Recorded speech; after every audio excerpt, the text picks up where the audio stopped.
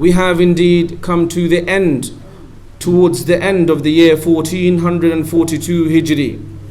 And we have now entered the second half of the year 2021. And yet again, for a second consecutive year, it is in the divine decree and the wisdom of Allah that He has closed the doors of Hajj to those outside of Saudi Arabia once again for this year.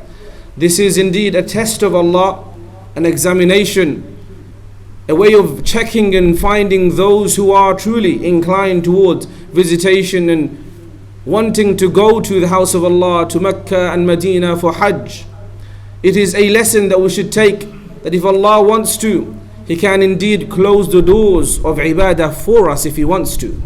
Just like Allah showed us that if He wants to, He can snatch away from us our masajid if He does want to. Just like it happened to us in the last year, 2020, and happened to us also in this year, 2021. And we are hoping that as we proceed and the vaccination program is ongoing and the country that we live in gets to grips with this virus, and we are trying to tackle it by the permission of Allah, of course, that we are hoping that slowly the days of the pandemic come towards an end. There is a target date of 19th of July. And we need this to be correct and authentic, and we need this pandemic to end, because look how many ways we've been affected. Our masajid were closed. Our Hajj is yet closed for foreigners, those outside of Saudi Arabia, and this is but a test from Allah to see who really cares, who really wants to go. If Allah wants to, He can snatch away our masajid and our ibadat. It is tawfiq required, yes, it is internal need and internal want, internal preparation required, but also physical, that the situation has to also be correct for us to be able to have the honor of visiting the house of Allah. And so take heed, my brothers, take heed and take lesson, my friends, that we have learnt from this coronavirus pandemic, that if Allah so wants to, He can bring the entire world in its 21st century, with all of its military and nuclear might, with all of its cyber tech and its AI, artificial intelligence, with all of the medical advancements and the technological advancements, with all of these drones and capabilities of being able to even reach the skies and beyond the skies with satellites, with plans to go to Mars, with sending people to the moon, with having international space stations stationed around Earth, and yet a minute, insignificant, unnoticeable, small virus with the naked eye, we cannot even see it. Allah has brought this entire world to a standstill. If this is not a sign of Allah, then what is? This is but a sign of Allah, of Allah's might, Allah's power. Should we then, as we proceed out of 2021 and come towards the end of this pandemic, should we then just leave with no lesson learnt? Nothing changed? What kind of people would we be if we saw all of this that the world has never seen before, and we just thought, okay, it's okay, let me just be the Ahmed that I was in 2019? Are we not going to realize the power and might of Allah? أَلَمْ يَأْنِ لِلَّذِينَ آمَنُوا أَن تَخْشَعَ قُلُوبُهُمْ لِذِكْرِ اللَّهِ. Has the time yet not come for us to really and truly fear Allah? When will my time come? Because for many, time has already come. For many, they've already left the world. For many, young and old, 25-year-old men, 20-year-old men and women, elders in their age also.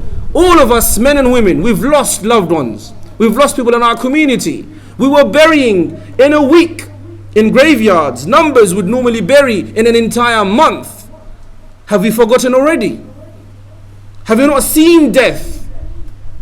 Have you not seen death to realize that I am also vulnerable to it? When will my time to become a better person? When will I be that person that I am ready to meet Allah? Who's guaranteed us that I've got another 20, 10, 15 years? Has anybody guaranteed it for you? And yet you realize that we remember clearly the year 2000, when the millennium happened. It was like yesterday. We remember 5 years ago like it was yesterday. Remember 29, as though 2020 and 21 just disappeared from our calendar. Already 2 years have passed. Time is going very fast. Time does not wait for you. Like the Qa'il said, Al-waqtu kas-sayf. Time is like a sword. If you don't use it for you, it will cut you and finish your life, and your life will finish, and you will not have reaped any reward. We should take heed. We should take lesson and realize that for me to change, now is the time.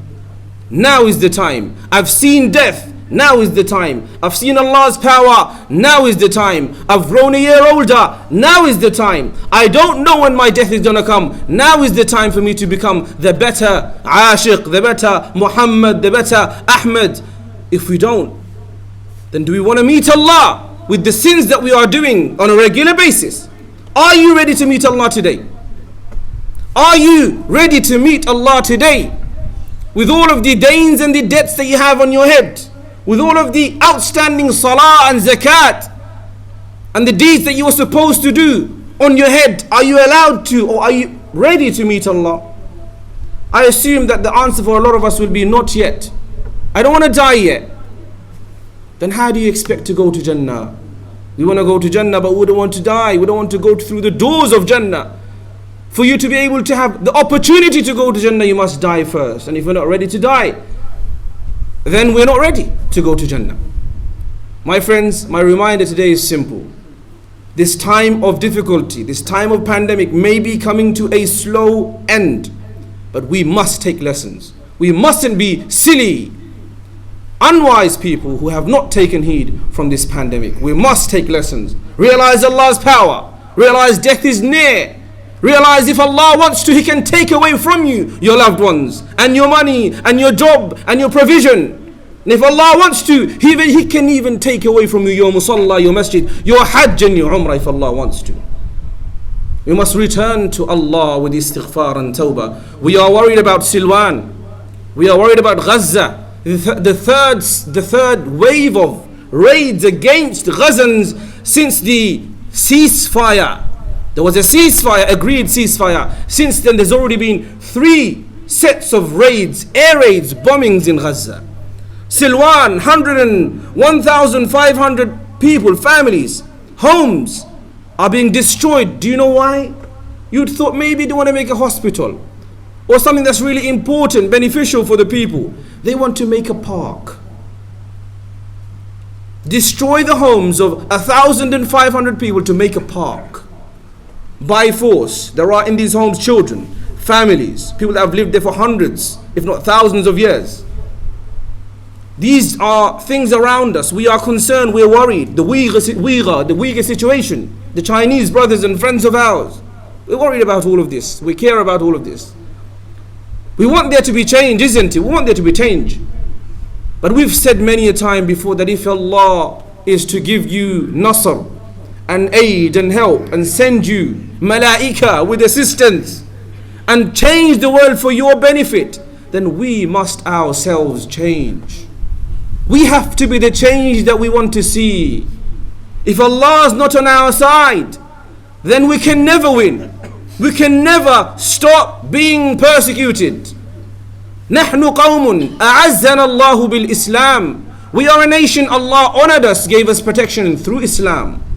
And the further we go away from Islam, the more we'll be persecuted. And the closer we come back to our Creator, the more we'll be in His protection, in His rahmah. And so therefore, if you want to help the people of Silwan, of Gaza, the Uyghurs of China, the people of Kashmir, the Africans, the Europeans and the Muslims that are suffering across the world, then the first thing we got to do is come to terms with our Creator. It may seem disconnected, but remember, you are part of one body. Just like if they are hurt, we are harmed. Similarly, our sins have an effect on the entire ummah, because we are part of one body. The ummah is the part of one body, and so our sins affect one another. Our sins affect one another, so the first thing we do is that we need to return to Allah with istighfar and tawbah. We need to become better persons for our own sake, for my children's sake, for my family's sake, for my ummah's sake, for my nation's sake. This is the first intention that we must have. We have now approached the days of coming towards the days of Hajj, the days of sacrifice, the days of remembering Allah. لِيَذْكُرُ اسْمَ اللَّهِ فِي أَيَّامٍ مَعْلُومَاتٍ. Inshallah, I was going to talk about actually today the rules of udhiyah. and sacrificing animals. But I think the time has come to an end because of this small reminder, but it's very pertinent, very important that we realize that even though 19th of July is a target date for social distancing to come to an end, we mustn't be letting go of our fear of Allah. Yes, we hope that the masajid will become sufuf connected once again, inshallah, and the Jum'ah will become unified as it was before, inshallah, and that we'll be able to do the obligations, the rights and the duties, inshallah, as we used to before. But we must have taken something from this difficult situation that we have all gone through. May Allah give you and I the tawfiq. May Allah give us understanding. May Allah give us wisdom. May Allah give us knowledge. May Allah give us sincerity. May Allah give us acceptance. May Allah grant us tawfiq. وأقول قولي هذا وأستغفر الله لي ولكم.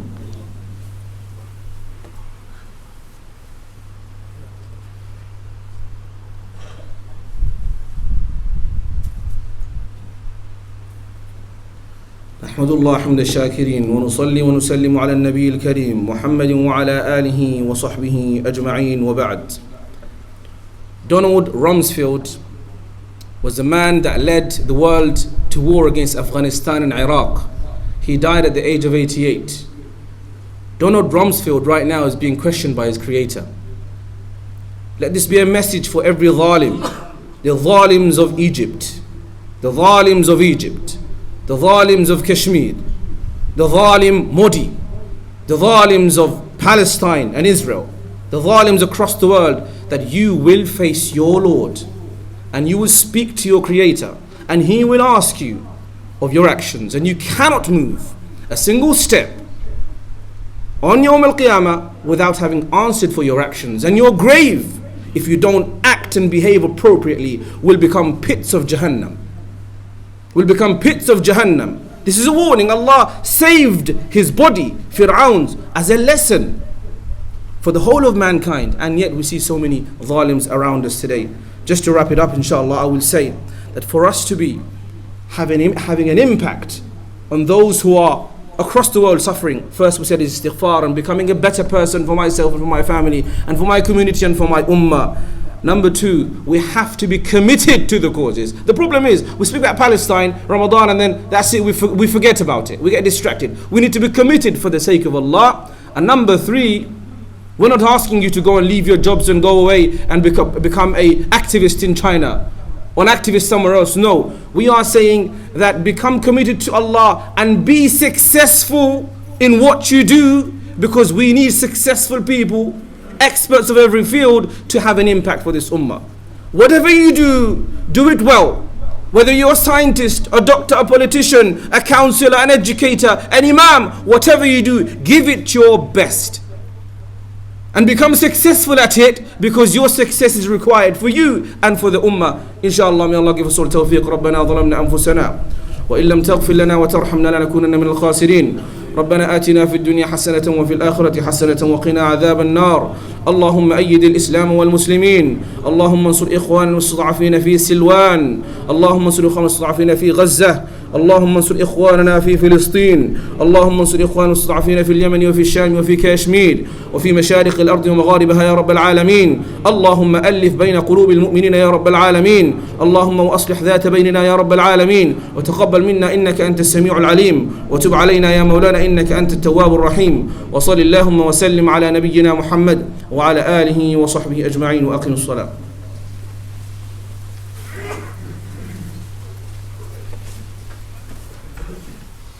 الله أكبر الله